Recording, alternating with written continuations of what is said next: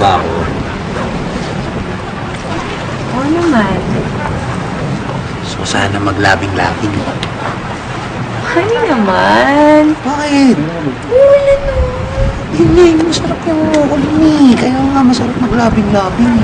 Labing-labing ka. Bumabagyo, honey. Okay lang yung bumabagyo. Yun nga yung masarap eh. Sige na. Ano ka ba? Okay lang. Bumabagyo kaya nga nandito tayo sa evacuation center dahil bumabagyo. Totoo naman yung mukha. Huwag kang dito.